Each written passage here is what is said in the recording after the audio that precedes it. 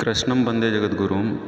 जय श्री कृष्णा। दोस्तों, आइए बहुत ही शानदार कहानी की अनजान कर्मों का फल भी हमें भोगना पड़ता है, किस प्रकार इसे भोगा जाता है। क्योंकि बहुत सारे लोगों को आपने कहते हुए सुना होगा कि हमने ऐसा कौन सा कर्म किया है जिसके कारण हमें ये कष्ट भोगना पड़ रहा है। हमें इस जन्म का तो याद नहीं, हो सकता है कहीं पूर्व जन्म में किया हो। तो ऐसे बहुत सारे कर्म हमारे होते हैं जिनके कारण हमें ये कष्ट भोगने पड़ते हैं। तो उसके लिए एक बहुत ही शानदार कहानी मैं आपके सामने लेकर आया हूँ, जिसे आप जानकर वास्तविकता का अनुमान लगा सकते हैं। तो उस कहानी को शुरू करने से पहले मैं आप लोगों से निवेदन करता हूँ कि जो लोग चैनल पर पहली बार हैं, आवश्यक रूप से चैनल को सब्सक्राइब करें, जिससे आपको शानदार जानकारी समय पर उपलब्ध हो सके। और अपने पात्र साथियों को आवश्यक रूप से शेयर करें। वीडियो को अंत तक देखना नहीं भूलें।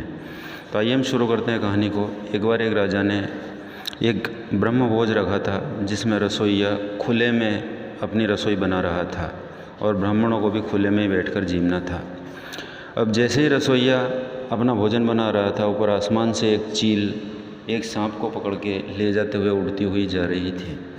सांप भी दर्द से करा रहा था और उसने गुस्से के कारण अपने फण को खड़ा किया और फण खड़ा करते हुए उसने जहर उगला। और वह जहर संयोगवश जो रसोइया भोजन बना रहा था उसमें कुछ बूंदें गिर गईं। और उन बूंदों के गिरने से वही जो भोजन था ब्राह्मणों को परोसा गया। और भोजन करने के पश्चात जब वो ब्राह्मण अपने घर पहुँचे तो सूचना मिली कि बहुत सारे ब्राह्मण समाप्त हो चुके थे, मर चुके थे। अब ये खबर सब जगह फैल गई कि ब्राह्मणों की मृत्यु हो गई। यमराज भी इससे बहुत परेशान थे कि इस पाप कर्म का फल किसको दिया जाए। उस चील को, जिसको यह पता नहीं था कि यह जहर उस भोजन में गिरा है, उस सर्फ को जिसने से जहर उगला, जिसको ये पता नहीं था कि ये कहाँ गिरा है, उस रसोइये को भी ये पता नहीं था कि मेरे भोजन में जहर मिल चुका है, उस राजा को जिसने उन ब्राह्मणों को भोजन कराया था। इस असमंजस के कारण बहुत परेशान थे और असमंजस की स्थिति बनी हुई ही थी। वो सोच रहे थे कि इस पाप कर्म को किसके खाते में डाला जाए। अब एक दिन अचानक क्या होता है कि कुछ 4-5 ब्राह्मण उस राजा से मिलने के लिए जा रहे होते हैं और वो रास्ते में उस राजा का पता पूछ रहे होते हैं। तो एक वृद्ध महिला मिलती है, उससे पूछते हैं कि भाई एक राजा है इस तरह से, उसका घर कहाँ है या कहाँ रहते हैं, वो हमें जानकारी देते हैं तो आपको अच्छा लगेगा और हमें भी उसका पता लगेगा। और वो उस जानकारी को लेने के लिए उस महिला से पूछा तो महिला कहती है कि वही राजा जिसने ब्राह्मणों को जहर देकर मार दिया था।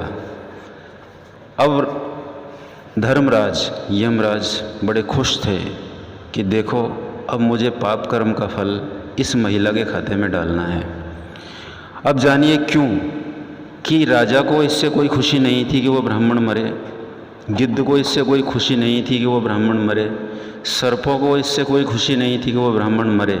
लेकिन बड़े आनंद के साथ उस महिला ने बताया कि वह राजा जो ब्राह्मणों को जहर देकर मार देता है उसके पास कभी मत जाना।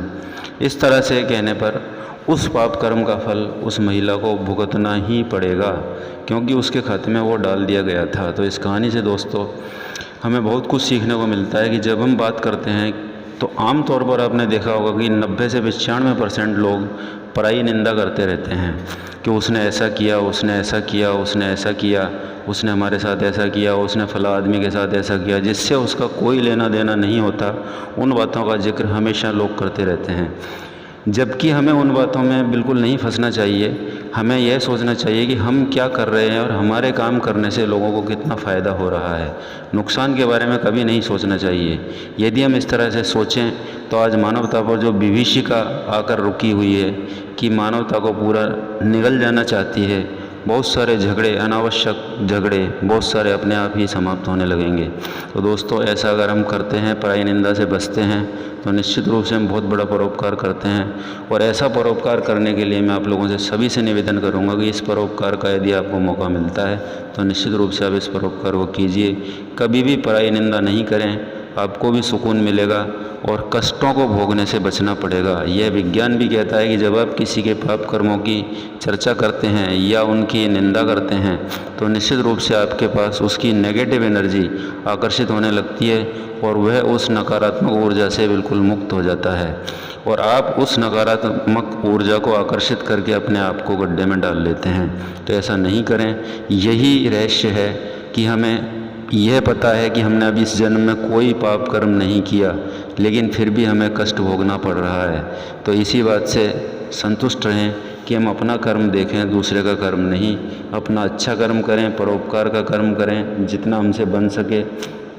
यदि हम धन से नहीं कर सकते, तन से करें, मन से करें, किसी भी तरह से करें, लेकिन परोपकार में लोगों की सुख सुविधा जितनी हम कर सकते हैं उतना बनाने की कोशिश